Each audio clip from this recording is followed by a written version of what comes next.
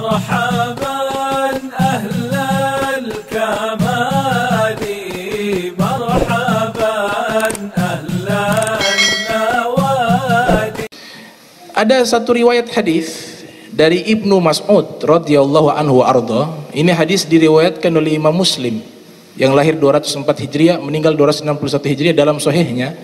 Jadi Nabi kita Muhammad SAW, beliau bertanya kepada para sahabat yang pada waktu itu sedang kumpul bersama Nabi.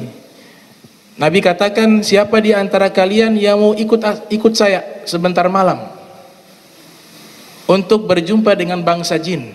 Nah, ternyata gak ada yang angkat tangan. Satu orang angkat tangan, Ibnu Mas'ud. Nah, kata Nabi, kalau gitu engkau ikut saya. Ini juga diriwayatkan oleh Imam Suyuti dalam kitab Al-Lam'u fi Asbabil Wurud yang lahir 849 Hijriah, meninggal 911 Hijriah. Akhirnya Ibnu Mas'ud ikut. Nabi pergi di satu puncak di kota Makkah. Di kota Makkah. Kemudian Nabi katakan kepada Ibnu Mas'ud, siapkan satu cerek air, ida watun, satu cerek air. Maka disiapkan satu cerek air. Mungkin beliau mau gunakan wudu, mau menggunakan wudu, karena waktu di Makkah itu sudah ada solat. Sebelum Nabi Mi'raj, Al-Isra wal Mi'raj itu sudah ada solat. Bahkan para ulama khilaf mengatakan solat ini sunnah atau wajib, yaitu solat subuh sama solat isya. Jadi sebelum melakukan solat 5 waktu yang diwajibkan kepada kita, Nabi kita Muhammad SAW dengan para sahabat sudah melakukan solat, yaitu solat subuh dan solat isya. Nah, Ibnu Hajar Asqalani yang lahir tahun 773 Hijriah, meninggal 852 Hijriah, dalam kitabnya Fathul Bari ala Syarhi Sahih Al-Bukhari mengatakan, hukum dua solat ini ada khilaf di kalangan para ulama. Sebagian mengatakan wajib, sebagian mengatakan tidak wajib. Terlepas daripada itu, dalam kitab Ar-Rahiqul Makhtum yang disusun oleh Safiyur Rahman Mubarak Furi mengatakan bahwa ada satu ayat yang menyatakan kewajiban solat sebelum solat 5 waktu ada. Ketika para sahabat di Makkah, berdasarkan firman Allah Subhanahu wa taala, bismillahirrahmanirrahim, wasabbih bihamdi rabbika bil asyi wal ibkar. Bertasbihlah kepada Allah yang maha suci lagi maha mulia di waktu isya dan di waktu subuh. Nah, ini dua waktu telah disebutkan, itu waktu sholat isya dan waktu sholat subuh. Nah, Nabi minta air wudhu, mungkin mau melaksanakan sholat tersebut, tolong bawa cerek berisikan air. Maka dibawalah Ibnu Mas'ud radhiyallahu anhu.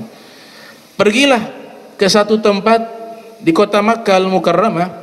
Kemudian Nabi membuat garis lingkaran. Kemudian Ibnu Mas'ud diperintahkan, wahai Ibnu Mas'ud, jangan keluar dari garis ini sampai saya kembali. Ini tengah malam, ini gelap gulita. Ibnu Mas'ud hanya berdiri memegang cerek berisikan air. Kemudian posisinya sedang di puncak. Ibnu Mas'ud berdirinya di atas puncak. Nabi turun ke bawah, sahlun, dataran rendah.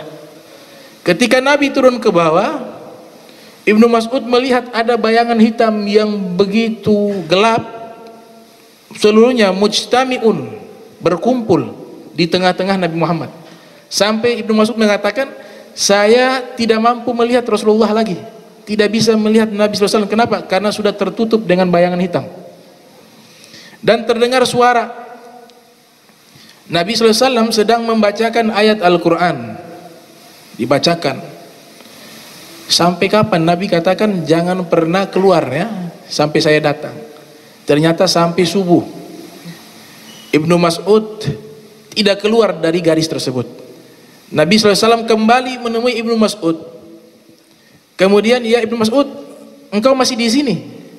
Kata Ibnu Mas'ud, benar ya Rasulullah, saya masih di sini karena engkau mengatakan tidak boleh saya keluar kecuali engkau datang kepada saya.